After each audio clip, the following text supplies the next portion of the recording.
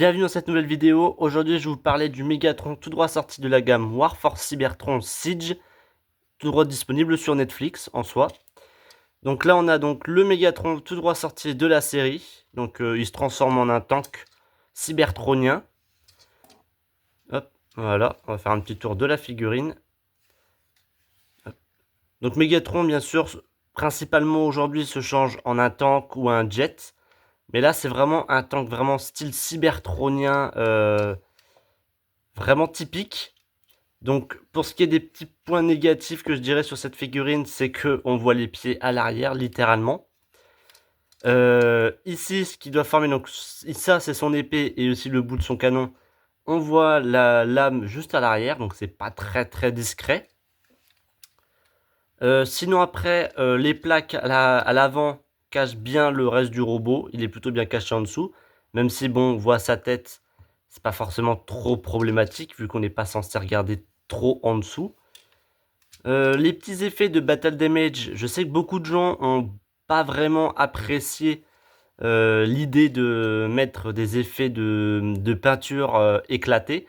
Perso, je trouve que ça correspond plutôt bien à la série, puisqu'on est quand même dans une série où, comme son nom l'indique, on est sur la guerre sur Cybertron et principalement sur les derniers jours de Cybertron. Donc le fait que les Cybertroniens aient des effets de peinture en moins, que tout l'esthétique soit vraiment sale, ce genre de choses, parce que ils sont comme en manque d'énergon, manque de ressources. Donc le fait que la peinture soit enlevée et que ça représente aussi le côté guerrier de Megatron, je trouve que ça correspond plutôt bien au personnage.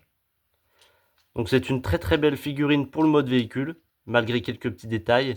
Bon là c'est comme l'arrière de son canon, ils auraient peut-être pu le cacher un petit peu mieux quand même. Mais bon, c'est pas forcément le gros souci de la figurine, honnêtement. Maintenant, pour la transformation, donc, elle est vraiment très simple. Donc, pour commencer, on va enlever donc son épée, donc le bout de son canon.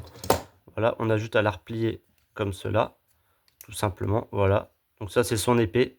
Ensuite, pour ses pieds, donc on va déclipper donc cette partie-là, ouvrir le petit panneau pour pouvoir faire ressortir la jambe. Alors c'est un mécanisme qui parfois est un petit peu galère à ressortir. Voilà, hop, on ressort la jambe, on remet bien le genou, on referme la plaque, hop, et on ressort le tibia de la jambe. On va faire pareil de l'autre côté. Donc hop, on déclipe, on sort le panneau. Alors des fois ça marche bien, des fois ça marche pas trop bien. Ça bloque un peu, voilà. Hop. Et on n'a plus qu'à refermer le panneau. Ensuite on va donc tourner le bassin pour mettre bien sûr les jambes dans le bon sens. Puis on retourne les jambes. Voilà. Maintenant, on va donc faire son dos. Donc, il nous suffit de déclipper donc les chenilles à l'arrière. On a juste à rentrer donc les chenilles comme ça dans le dos. Hop, on clip tout ça à l'arrière. Voilà, comme cela.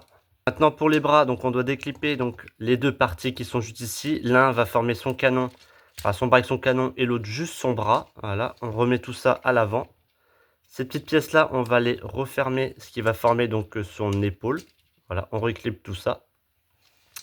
On n'a plus qu'à reformer donc le dos en le mettant à l'arrière. On sort donc les mains, voilà, la deuxième. Et on tourne le canon pour le mettre dans le bon sens. Et donc voici Megatron dans sa forme robot. Donc comme on peut le voir, les effets de Battle Damage sont aussi présents sur le mode robot. Donc voilà, c'est à peu près les mêmes, mais juste on a un petit peu plus au niveau du torse, c'est tout. L'arrière, donc son backpack, enfin oui on peut dire ça comme ça. Donc les chenilles forment son dos et vraiment une sorte de backpack un peu spécial. Mais l'avantage c'est que son épée, on peut la mettre dans un des petits ports à l'arrière pour la ranger. Ça rend tout de suite un peu plus sympa. Les petits effets négatifs. Alors, pour les effets négatifs, on a la tête qui, voilà, elle est posée sur cette petite plaque qui s'adapte en fonction du dos juste ici.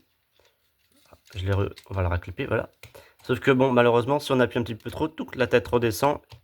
Et donc du coup, c'est pas forcément très pratique. Ensuite, bien sûr, on a le dos qui est assez énorme. Et le problème, c'est qu'il ne tient pas forcément très bien à l'arrière. Il est même pas clippé, il est juste posé tout simplement. Rien de plus. Le visage, alors dans la série, ça c'est un petit détail qui m'a toujours fait tiquer, c'est au niveau donc des sourcils et de la bouche. La bouche, elle a littéralement des énormes lèvres.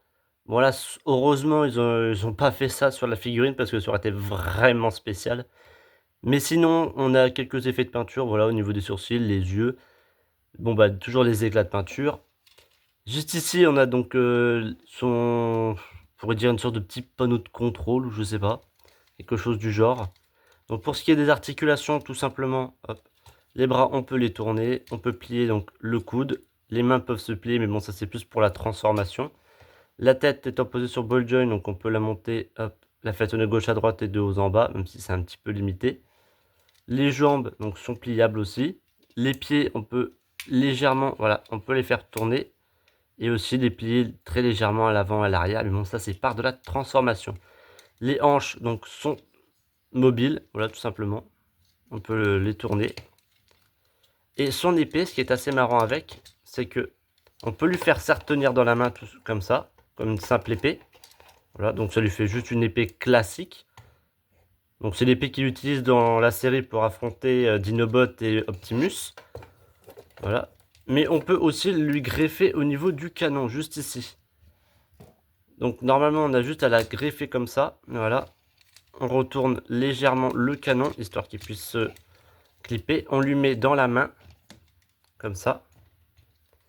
Et normalement ça forme une sorte de fusil un peu spécial. Alors normalement il faut juste que je retourne. C'est vite fait ça. Hop, on remet ça à l'arrière.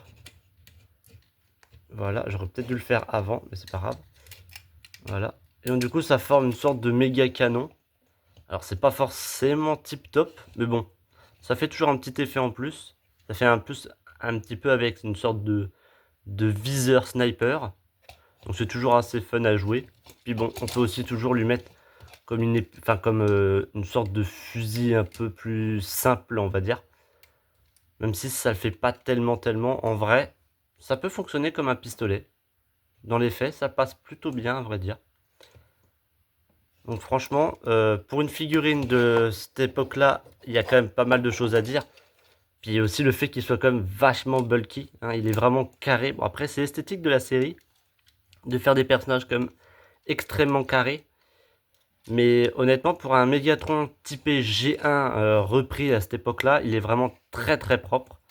Très propre, malgré quelques petits détails, mais bon, c'est des petits défauts mineurs on va dire.